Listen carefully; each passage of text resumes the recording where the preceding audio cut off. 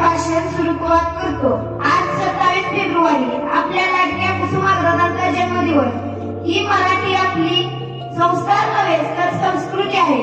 मराठी शिवाजी महाराजांच्या तलवाराची धार आहे, आपल्या रक्तातील स्वाभिमान आहे आणि संतांच्या गोडीतील एक अभंग आहे। आपण मराठी भाषेत अनेक भाषा मिसळून बोलतो। आजच्या युगात आपण मराठी भाषेला समृद्ध करण्यासाठी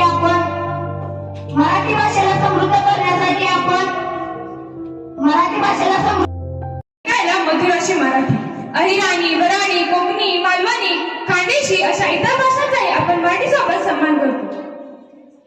मराठी आमची भाषा आहे, मराठी आमची आशा आहे, मराठी आमची भाषा आहे, मराठी आमची आशा आहे। काळजावर कोरलेली अस्मितेची रेषा आहे, काळजावर कोरलेली अस्मितेची रेषा आहे। मराठी बोलणारा मराठी माणूस आज जगाच्या कानाकोपऱ्यात गेलेला आहे। कोणी शिक्षणाच्या निमित्ताने, कोणी व्यवसायाच्या निमित्ताने, तर कोणी नोकरीच्या निमित्ताने। प्रत्येकाची ओळख आणि स्वाभिमान आहे। परंतु मित्रांनो, आज आपण आपली मराठी भाषा सोशल मीडियावर, मोबाईलवर किंवा दैनंदिन जीवनामध्ये बोलत असताना आपण हिंदी, मराठी, इंग्रजी अशा स्वरूपात बोलली जाऊ लागली। परंतु मित्रांनो, आपणच जर आपल्या मराठीचा सन्मान केला नाही तर ती पुढील पिढीपर्यंत तरी कशी पोहोचेल। म्हणूनच आज या मंचावर आपण एक निर्धार केला पाहिजे की आपली ही मराठी भाषा आपण अभिमानाने बोलली पाहिजे, अभिमानाने लिहिली पाहिजे आणि अभिमानाने वाचली पाहिजे।